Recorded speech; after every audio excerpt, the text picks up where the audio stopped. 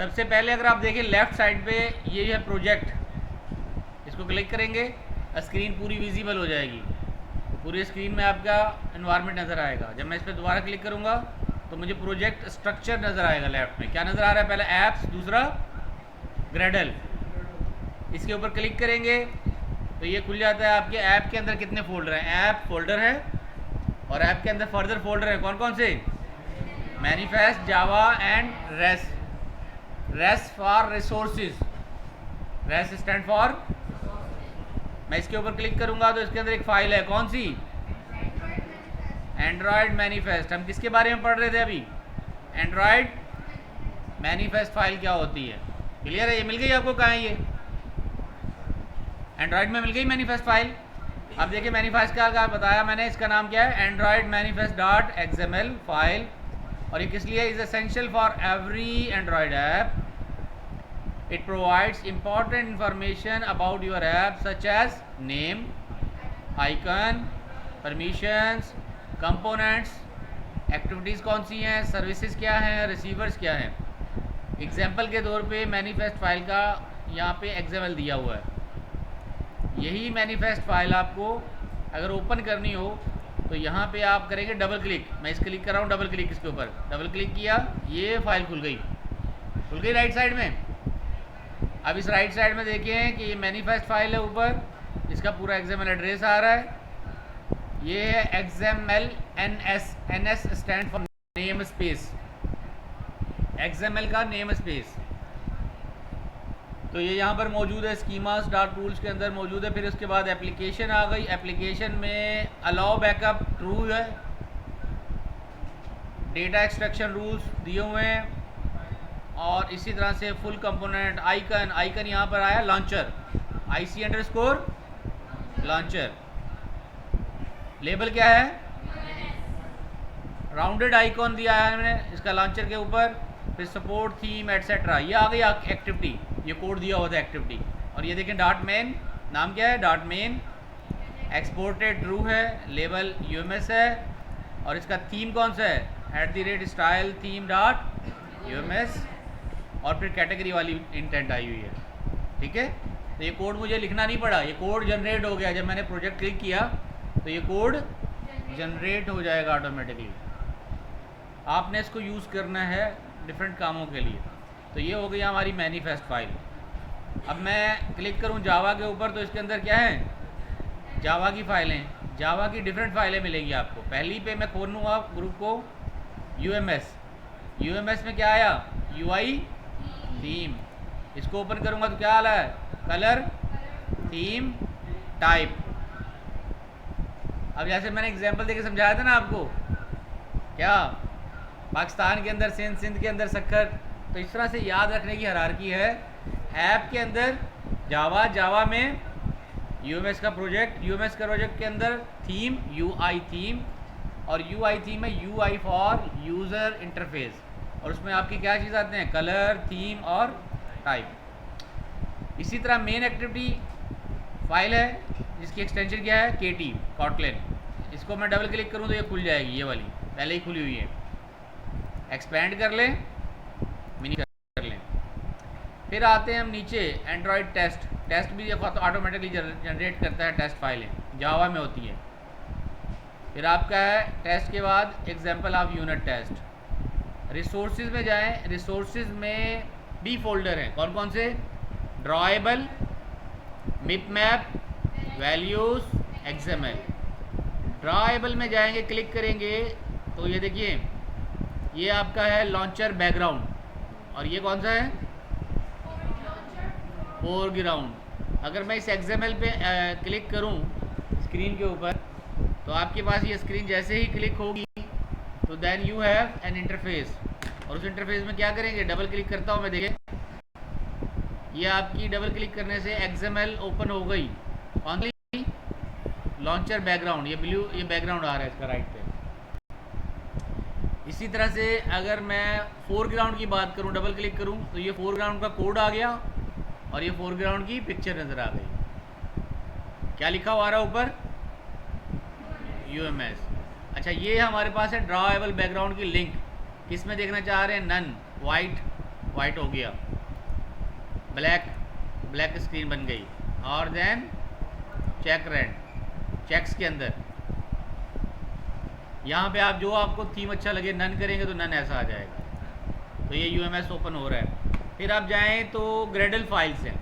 Gradle file मैंने कहा था जो ज़रूरी चीज़ें हैं उनको सबको क्या करेगा, कलेक्ट करके रखेगा।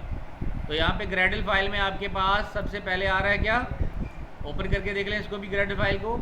जब आपका प्रोजेक्ट बिल्ड होता है तो इसके अंदर एक्सएमएल जनरेट होती है, जो ज़रूरी चीज़ें हैं, डिपेंडेंसीज़ हैं, लाइब्रेरीज़ हैं, वो सारी कलेक्ट करके यहाँ पर रखेगा। अब अगर मुझे चलाना हो ये प्रोजेक्ट तो मेरे पास डिफरेंट ऑप्शंस होते हैं। चलाने के लिए मेरे पास होगा रन का बटन, ऐप के ऊपर जाएंगे, ये रन का बटन है, ये वाला प्ले का बटन होता है ना जो, ये रन का बटन है, ठीक है। तो मैं अगर इसके ऊपर क्लिक करूँगा तो मेरा ग्रेडल बिल्ड होगा रनिंग, और ये शो डिपेंडेंसीज़, मैं ये थोड़ा सा ओपन करके दिखा देता हूँ। ये सारी जो ज़रूरियात ज़िंदगी है इसकी, उन तमाम को कलेक्ट करेगा और फिर मुझे आउटपुट देगा। अच्छा, अब मैं आपको दिखाऊं, अभी आपको जो स्क्रीन नज़र आ रही है राइट साइड पे क्या नज़र आ रहा है, डिस्प्ले, और ये क्या है, कोड, और ये है प्रोजेक्ट डायरेक्टरी।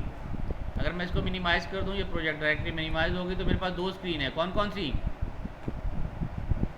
डिज़ाइन, और ये दूसरी कौन सी है, कोड। अगर मैं इसको सिर्फ कोड लिखना चाहूँ, सिर्फ कोड, तो सारा कोड हो गया। तो यहाँ पे कोड पे क्लिक करेंगे तो पूरी स्क्रीन क्या दिखा रही है, कोड। और अगर मैं सिर्फ डिज़ाइन देखना चाहूँ तो डिज़ाइन पे क्लिक करेंगे तो पूरी स्क्रीन क्या दिखा रही है, और अगर आप दोनों देखना चाहते हैं तो क्या करेंगे, स्प्लिट। तो आधा कोड आधा डिज़ाइन, आधी स्क्रीन में आपका कोड नज़र आ रहा है और आधी स्क्रीन में डिज़ाइन नज़र आएगा। क्लियर हो गया।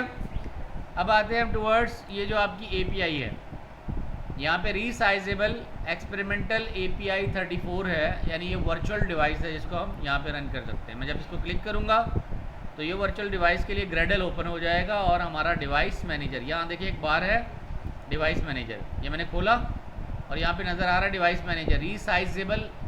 ये समझ लें मोबाइल का एक रेप्लिका है, मोबाइल की कॉपी है। मोबाइल में जिस तरह से ऑपरेटिंग सिस्टम इंस्टॉल होता है वो एक कॉपी है, और ये साइज़ ज़्यादा लेती है। देखिए कितना ले रही है, 9.9 GB। तो it required time to load, इसी वजह से ये टाइम लेता है। आपके जो छोटे मोबाइल कंप्यूटर होंगे जैसे कि एंड्रॉयड या पेंटियम 4, उस पर नहीं चलेगा। It will take memory, it require memory, heavy memory चाहिए इसको, कम से कम 8 GB प्लस 16 GB हो तो आइडियल है। तो ये चीज़ें चाहिए होती हैं। तो उसको चलाने के लिए मेरे पास, अगर मैं डिवाइस चला रहा हूँ तो मेरी ये डिवाइस मैं यहाँ बना सकता हूँ, लेकिन ये रीसाइजेबल वर्चुअल डिवाइस मेरे पास नज़र आ रही है। ठीक हो गया। मैं तमाम फाइलों को क्लोज़ करना चाहूँ, इन तमाम फाइलों को क्लोज़ कर दूँगा। यहाँ पे क्रॉस बटन आ रहा है तो इससे आप क्लोज़ कर सकते हैं इस फाइल को। तो वर्चुअल डिवाइसेस यहाँ पे आपकी बनेगी। अगर आप नई डिवाइसेस वर्चुअल ऐड करना चाहें तो यहाँ पे और मोबाइल भी ऐड कर सकते हैं, लेकिन ये वर्चुअल डिवाइस आपके पास बनी हुई है ऑलरेडी।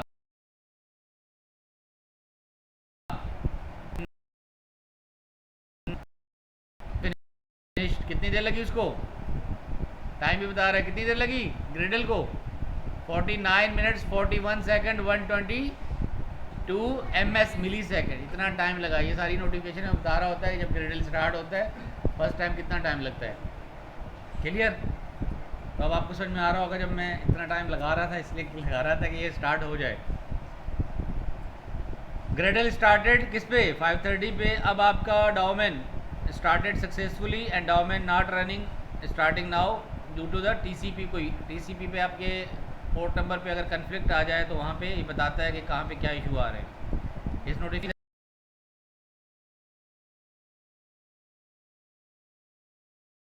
एक्सप्लोरर, उसके नीचे है डिवाइस रनिंग। तो ये सारी चीज़ें हैं, ग्रेजुअली हम यूज़ करते जाएंगे और इनको सीखते जाएंगे, बताते जाएंगे। आपको एकदम कंफ्यूज नहीं करना चाह रहे, तो आस्ता आस्ता ये चीज़ें आपके सामने आती जाएंगी। ठीक है। अब आते हैं हम टूवर्ड्स कोड के अंदर। ये दोबारा से मैंने डिवाइस ओपन कर ली और इसको मैं ले जाता हूँ डिज़ाइन के अंदर। ये डिज़ाइन आ गया पूरे का पूरा, और यहाँ पे मैंने आपको जैसे बताया था ये 3 साइज़ हैं कलर के, इनको आप यूज़ कर सकते हैं। अब मैं ये फ़ाइल क्लोज़ करने जा रहा हूँ। कौन से वाली, फोरग्राउंड वाली। मुझे फोरग्राउंड नहीं चाहिए, और इसी तरह मुझे मैनिफेस्ट भी नहीं चाहिए। तो क्या हो गया, स्क्रीन खाली हो गई मेरी। तो इस तरह से आप तमाम फाइल्स को भी क्लोज़ कर सकते हैं। तो आपके पास ये स्क्रीन आ रही होगी। ओपन करनी हो दोबारा से प्रोजेक्ट में जाके क्या करेंगे, थीम है ये जावा के अंदर क्लासेस हैं, ये मेन एक्टिविटी है, ये मेन एक्टिविटी में अब आपके पास मेन एक्टिविटी स्टार्ट हो गई। ऐप में जाके आपको मैंने बताया कि डिवाइसेस हैं, डिवाइस मैनेजर है, सेलेक्ट मल्टीपल डिवाइस पे चला सकते और आगे इसको इस डिवाइस को स्टार्ट। ये डिज़ाइन का इंटरफेस हो गया। अब ये कह रहा है successful build needed before the preview can be display. आपको एक सक्सेसफुल नीड बनानी पड़ेगी। प्रीव्यू करेंगे उसको पहले चला के देखेंगे और फिर आप उसको शो ऑफ करेंगे। ठीक हो गया। अच्छा, अब आप सिंक करते हैं हम। मैं ये चाह रहा हूँ कि आप जब पढ़ें तो जो मैनुअल दिया है उस चीज़ को साथ ले लेके चलें, ताकि आपको जब दोबारा से रिपीट करना हो टास्क तो उसमें आपको बुक से साथ मैनुअल में सिंक्रोनाइज कर सकें। तो अब ग्रेडल समझ में आ जाए आपको। ग्रेडल की डेफिनेशन देख लेते हैं। Gradle is a build for automation system use in Android project. और कहाँ स्टोर होता है? Build dot Gradle. दिखाया ना मैंने, बिल्ड डॉट ग्रेडल कहाँ है? ये रहा, आ रहा है नज़र? बिल्ड डॉट ग्रेडल, इसके अंदर फाइल है, प्रोजेक्ट है UMS। और बिल्ड डॉट ग्रेडल के अंदर फिर एक और बिल्ड डॉट ग्रेडल है, लेकिन ये कुछ और चीज़ है। पहले वाली जो चीज़ नज़र आ रही है वो पूरा प्रोजेक्ट है, और नीचे वाली जो चीज़ नज़र आ रही है वो मॉड्यूल है। मॉड्यूल है। क्या डिफरेंस है मॉड्यूल में और प्रोजेक्ट में? यूँ समझ ले, जैसे ये ब्लॉक है और ब्लॉक में क्लास है, तो प्रोजेक्ट पूरा होता है, मॉड्यूल उसके अंदर एक सबसेट होता है। और इस ब्लॉक के अंदर जैसे लैब आ गई, ये मॉड्यूल हो गया, और इसमें जितनी भी चेयर्स लगी हुई हैं सारी फाइल्स हो जाएंगी। तो any number of chairs can be in A module. Clear? तो ये मॉड्यूल है आपका। फिर आपके पास डिफरेंट ग्रेडल की प्रॉपर्टीज़ आ रही हैं, फिर SDK की प्रॉपर्टीज़ आ रही है। तो ये सारी फाइल्स यहाँ पे ग्रेडल खुद से मैनेज कर रहा होता है, बैकएंड पे खुद सिंक्रोनाइज कर रहा होता है। देखिए ग्रेडल रनिंग अभी भी, बिल्ड इज रनिंग, नीचे आ रहा है लिखा हुआ ग्रेडल बिल्ड इज रनिंग। तो जितनी भी इसको चीज़ें चाहिए होती हैं वो सारी डाउनलोड कर रहा होता है बैकएंड पे। तो ये ग्रेडल हमारे पास चल रहा है। और इसकी अगर आप डिपेंडेंसीज में जाएंगे, अगर मैं ग्रेडल की फ़ाइल ओपन करके दिखाऊं, ये कोड आपको कहाँ मिलेगा? ग्रेडल की फ़ाइल में। डबल क्लिक करूं ग्रेडल की फ़ाइल पे, ये मैंने डबल क्लिक किया और देन ग्रेडल की फ़ाइल ओपन होगी और उसमें आप ये चीज़ें देख सकते हैं। कोड में जाऊँगा, डिज़ाइन में नज़र नहीं आएगा ग्रेडल, ये कोड में नज़र आ रहा है यहाँ पर। ये आपके पास जो नज़र आ रहा है प्लगइन्स, ये किसकी, कौन सी फाइल है? ये ग्रेडल की। और इसके अंदर ID करके आपने एंड्रॉयड एप्लीकेशन वर्जन दिया हुआ है, ये ग्रेडल फाइल है। तो यहाँ पे आप ग्रेडल की फाइल इस तरह से बनती है, डिपेंडेंसीज के ज़रिए आप इसको देख सकते हैं। रेस फोल्डर मैंने बताया, res for resources, res for, ये लिखा हुआ भी आ गया, res for resources folder store all non code asset for your app. ऐसे तमाम रिसोर्सेज जिसमें आपको कोड नहीं करना पड़ता, वो कहाँ रहते हैं? रिसोर्सेज में। मिसाल के तौर पे पिक्चर कहाँ रखेंगे? रिसोर्सेज के फोल्डर में। आइकन्स कहाँ रखेंगे? रिसोर्सेज के फोल्डर में। इमोजीज कहाँ रखेंगे? रिसोर्सेज के फोल्डर में। क्लियर हो गया? और इसी तरह से ये प्रोजेक्ट स्ट्रक्चर देगा iOS के लिए कि उसमें इनपुट फाइल क्या होगी, सोर्स क्या होगी। हम ये यूज़ नहीं कर रहे। तो अब आपको पहला जो आपको टास्क एक्सप्लोर करना है वो आपने यही करना है कि इन चीज़ों को करना है कि ये फाइलें आपके सिस्टम में नज़र आ रही हैं, कैसे नज़र आ रही हैं, किस तरह से नज़र आ रही हैं, कहाँ पर हैं, ये आपने एक्सप्लोर करना है। ये एक्टिविटी आपने परफॉर्म करनी है। फिर हम देखते हैं XML का लेआउट। XML का लेआउट अभी तो मैंने दिखाया था आपको कि जब आप XML फाइल ओपन करते हैं, क्या है ये? Extensible markup language. किस लिए यूज़ होती है? Is use to define the layout and structure of the UI user interface elements in the Android. Each element is a layout represent a UI component such as buttons, text and images. उनके लिए इस्तेमाल होता है। इसका code generate होता है, ये code लिखना पड़ेगा आपको तो भी UI बन जाएगा, और अगर आप एलिमेंट ड्रैग एंड ड्रॉप करेंगे तब भी UI बन जाएगा।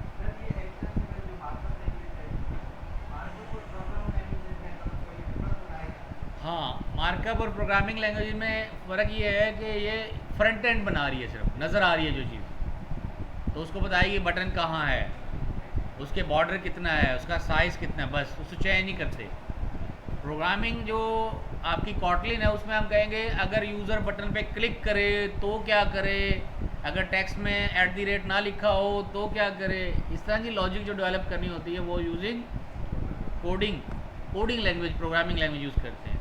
तो ये मार्कअप लैंग्वेज है सिर्फ, यूआई। जैसे HTML आप क्या करते हैं, वेब पेज नज़र आ रहा है, लेकिन वेब पेज के ऊपर अगर आप बटन पे फॉर्म सबमिट करवाएं तो क्या चाहिए, जावास्क्रिप्ट चाहिए। वो क्या है, कोडिंग लैंग्वेज है। क्लियर। तो आपको लॉजिक बिल्डिंग के लिए जो लैंग्वेज चाहिए होती है वो आपकी बैकएंड पे कोड लॉजिक बिल्ड करने के लिए इस्तेमाल होती है। तो वहाँ पे वेब में हम फ्रंट एंड HTML में बनता है और बैक एंड लॉजिक किस में बनती है, जावास्क्रिप्ट में। और यहाँ हम किस में बना रहे हैं, फ्रंट एंड XML में और बैक एंड Kotlin। ठीक है। So in this way it is creating. तो ये आपकी जो फाइल ग्रेडल की है। दूसरी फाइल कौन सी है ग्रेडल की, ये वाली। अब इस ग्रेडल फाइल में क्या नज़र आएगा आपको, यहाँ देखें टॉप पे ये बताएगा एप्लीकेशन है ये एंड्रॉयड की, और इसके बाद इसका नाम बताएगा, नेम स्पेस आ गया, NS मैं बोल रहा था स्पेस, क्या नाम है पूरा, ये है। ये कंपाइल SDK होती है सॉफ्टवेयर डेवलपमेंट किट। जावा का, कॉटलिन का जो सॉफ्टवेयर कंपोनेंट चाहिए, लाइब्रेरी चाहिए बनाने के लिए, वो कौन सा वर्जन यूज़ कर रहा है, ये 33 वर्जन नंबर, ये इसका वर्जन नंबर है। अच्छा, अब इसको मैं आसान लफ्ज़ों में ऐसे समझा दूं कि SDK क्या होती है। SDK समझ लें, एक मैकेनिक है, मैकेनिक के पास जो बोल्ट है, पेचकस है, प्लास है, ये क्या है, SDK, tool box. These are the tool box. अब यहाँ पे जब हम SDK यूज़ कर रहे हैं, ये क्या है, कंपाइल SDK। जब आपका कोड कंपाइल होगा उसके लिए SDK कौन सी इस्तेमाल होगी।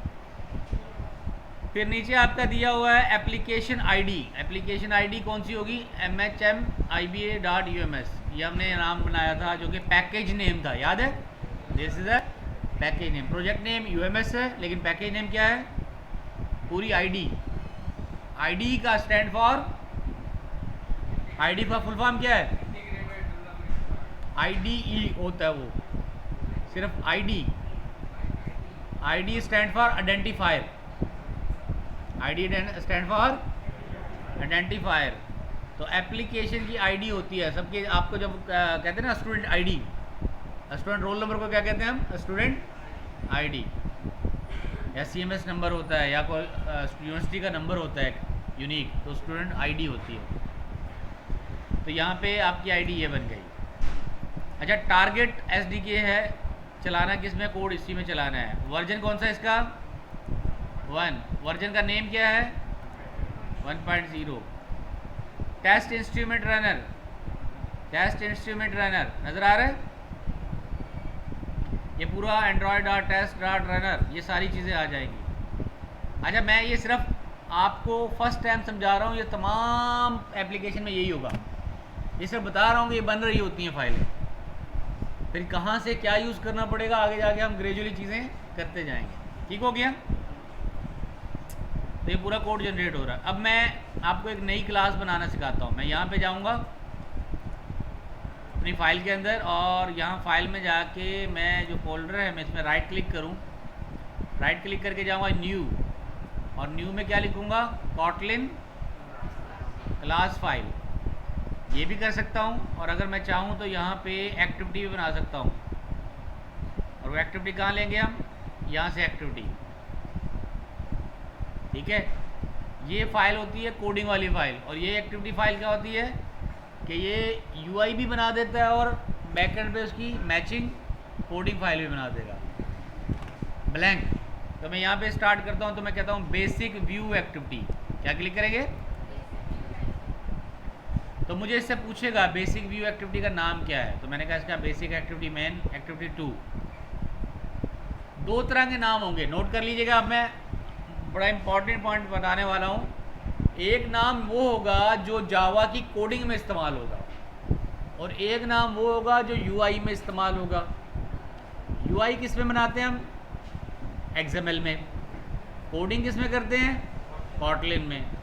तो दोनों के अंदर 1 to 1 मैपिंग होगी। जितनी कॉटलिन की फाइलें बनाएंगे उतनी यूआई की फाइलें बनेंगी, जितनी यूआई की फाइलें बनाएंगे कॉटलिन की फाइलें बनेगी। लेकिन अगर आप चाहें एक यूआई के लिए मल्टीपल बना सकते हैं, ये चॉइस अलाउ है।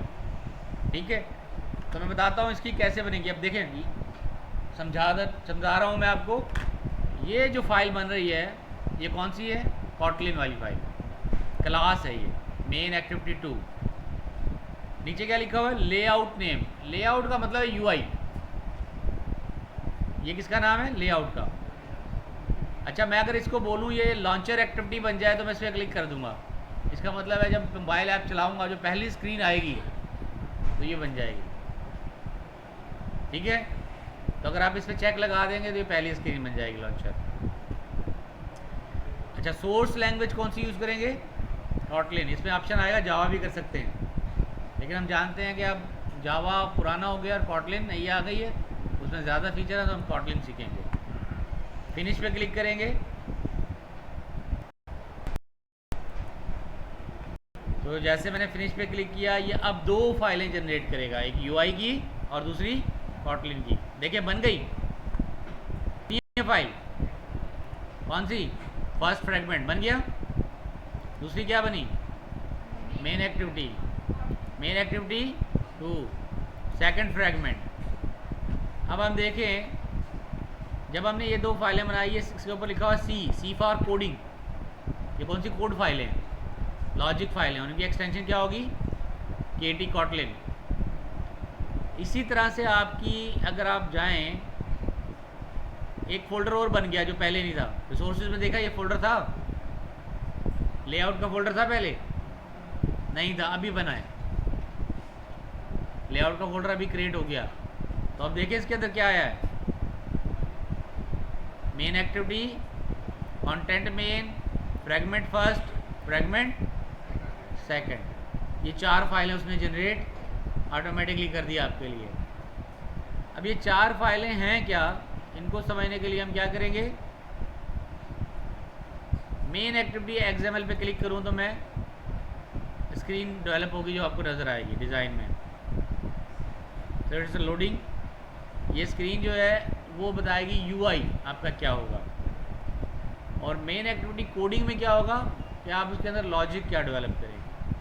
तो इस तरह से ये दोनों चीज़ें पैरेलल में चल रही होती हैं कि यूआई क्या होगा और कोड क्या होगा।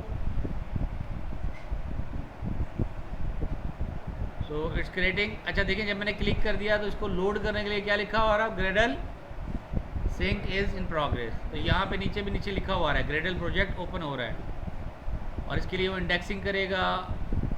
ड्यू टू द इंपोर्ट कर रहा है प्रोजेक्ट के अंदर वो फाइलें, जितनी भी फाइलें उसके लिए चाहिए, उसकी डिपेंडेंसी चाहिए, उसकी लाइब्रेरी चाहिए, वो सारी की सारी लोड कर रहा है। अगर डिटेल देखना चाहें तो शो क्लिक करेंगे, बता भी देगा आपको। ये देखें बैकग्राउंड प्रोसेस चल रहा है। ठीक है, तो ये फाइल आपके पास लोड हो रही होगी और इसको स्टार्ट करेंगे। इसी तरह से अगर आप इसको ओपन करें, जो आपकी मेन एक्टिविटी 2 है, डबल क्लिक करूं तो ये पूरा कोड खुल गया। ये 2 है और ये किस में आ रही है? ऐप कंपैक्ट एक्टिविटी सब क्लास है। ऐप सब एक्टिविटी के अंदर का ये पूरा कोड है, और उसमें पहला ये है ऐप बार, फिर बाइंडिंग, फिर ऑन क्रिएट फंक्शन है। ऑन क्रिएट फंक्शन क्या है? जब पहली दफ़ा ऐप बनेगी तो क्या हो उसको बताने के लिए ऑन क्रिएट फंक्शन है।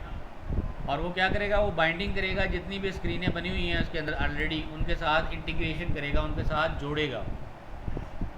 ठीक है, वो जुड़ेंगी और जुड़ने के बाद आप उनके अंदर जो लिंकेज इस्टेब्लिश होगा, उस लिंकेज के बाद हम कहते हैं इसको बाइंडिंग टूल बार। उसका नीचे नज़र आएगा टूल बार नज़र आएगा। टूल बार में आपके बटन्स नज़र आएंगे, बैक जा सकते हैं, फॉरवर्ड जा सकते हैं, क्लोज कर सकते हैं। टूल बार भी ये आपके पास क्रिएट कर देगा। मैं डिज़ाइन में दिखाता हूँ आपको। बिल्ड एंड रिफ्रेश कर लेते हैं। आप यहाँ से XML का और फिर ये लिंक हो जाएगा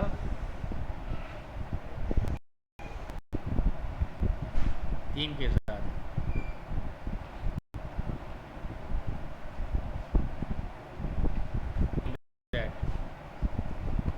चले जी, ये आपके पास स्क्रीन आ गई, पहली स्क्रीन ओपन हो गई, विजिबल है। मैं इसको बड़ा कर रहा हूँ तो यूँ करके बड़ा करूँगा।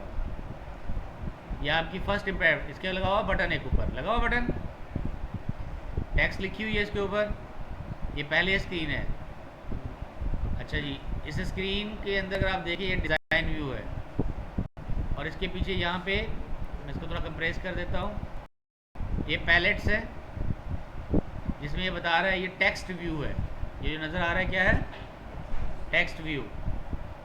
और ये टेक्स्ट व्यू किसके अंदर लगा हुआ है, लेआउट के अंदर। जो लेआउट स्क्रीन नज़र आ रही होती है उसको हम कहते हैं लेआउट।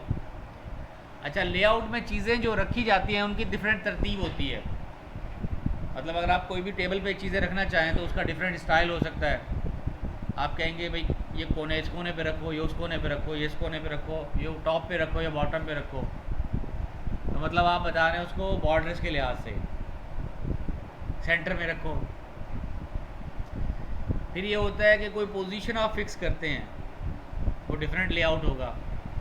लेआउट है कि arrangement of different buttons on the screen, first screen, उसके डिफरेंट स्टाइल्स हो सकते हैं। आप ऐसे भी रख सकते हैं कि रोज़ के अंदर, कॉलम के अंदर रख सकते हैं, जिसको हम कहते हैं ग्रिड लेआउट। आप ये रखते हैं कि यार इसको नॉर्थ में कर दो, इसको वेस्ट में कर दो, इसको ईस्ट में कर दो, इसको सेंटर में कर दो, ये कहलाता है बॉर्डर लेआउट। तो इनके नाम रखे हुए लेआउट्स के डिफरेंट, उसी वजह से लेआउट्स के लिए चेंज हो रही होती है। अच्छा, जब आप इसको स्टार्ट करते हैं तो इसके रिलेटेड जो आपकी वर्जन चाहिए होता है ना, वो आपको कहता है कि इस स्क्रीन के लिए, या ये जो आपने एक्टिविटी स्टार्ट की है, इसके लिए आपको एडवांस वर्जन चाहिए। तो ये कहता है recommended action, update this project to use newer compile SDK of at least 34, for example 34। और इसकी इंस्ट्रक्शन दे रहा है कि इसका SDK के अंदर आपने क्या करना है, इसको चेंज करना है। कौन सा चाहिए हमें, एटलीस्ट 34 चाहिए। इसके लिए हमने कौन सा यूज़ किया हुआ है, 33, ठीक है। अब याद आया कि आपके पास जब आप ऐप बना रहे होंगे तो आपके पास कुछ एरर आएंगे, उनको समझना ज़रूरी है। मुझे वो इतना कॉम्प्लेक्स कोड पहली क्लास में पढ़ाने की ज़रूरत नहीं थी, लेकिन मैंने वो इसलिए समझाया कि मैं जब ये एरर आए तो आपको बता सकूं कि ये और वो मैच नहीं हो रहा है, इस वजह से एरर आ रहा है। तो अब आपने कहाँ जाके चेंज करना है उसको,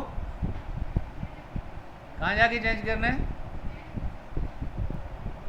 याद नहीं है, कहाँ था, ग्रेडल में। कहाँ पे है वो, ग्रेडल में। ग्रेडल में जाके आपने ये जो लिखा हुआ था 33, इसको क्या कर देना है, 34, कंपाइल SD को कर 4। जैसे आप इसको चेंज करेंगे कोई चीज़ ग्रेडल फाइल में, एक बटन दोबारा इनेबल हो जाएगा, क्या, सिंक नाउ। जो आपने चेंजेस करी है वो चेंजेस सबको पता चलनी चाहिए। तो इस पर क्लिक करेंगे सिंक नाउ पे।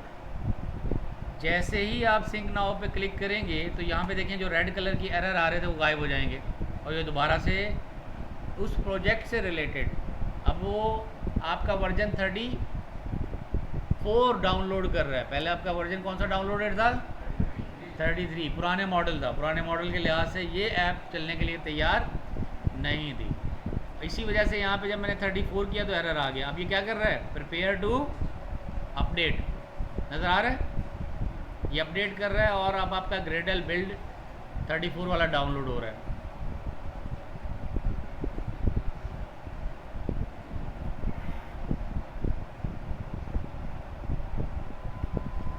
जब ये डाउनलोड हो जाएगा इसमें, फिर हम इसको सिंक करके चलाएंगे, ठीक है। तो हम जब तक डाउनलोड होता है इसको होल्ड करते हैं। अब आगे लिखा हुआ क्या, बिल्ड सक्सेसफुल इतनी 50 सेकेंड। आपकी रिक्वायर्ड फाइलें डाउनलोड हो चुकी हैं। अब जब ये डाउनलोड हो चुकी हैं, अब आप जाके क्या कर सकते हैं, मेन स्क्रीन पे जाएंगे, बटन करेंगे स्क्रीन का, और आप इसको रन करेंगे। यहाँ पे आपके पास डिवाइस मैनेजर खुला हुआ है, रनिंग डिवाइस, ये वाली स्क्रीन है, नज़र आ रही है यहाँ पे डिवाइस रनिंग, ये बिल्ड बन रही है और आपकी जो डिवाइस रनिंग होगी वो यहाँ नज़र आएगी इसी से में लॉन्च वर्चुअल डिवाइसेस में।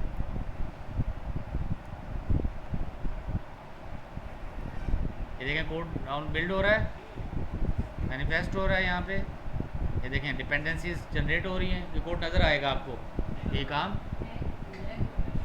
चल रहा है।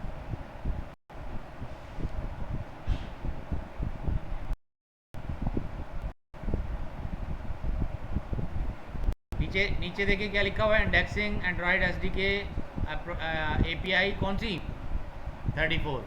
अब ये इंडेक्सिंग कर रहा है 34 के लिहाज से, पहले इसने किसके लिहाज से की हुई थी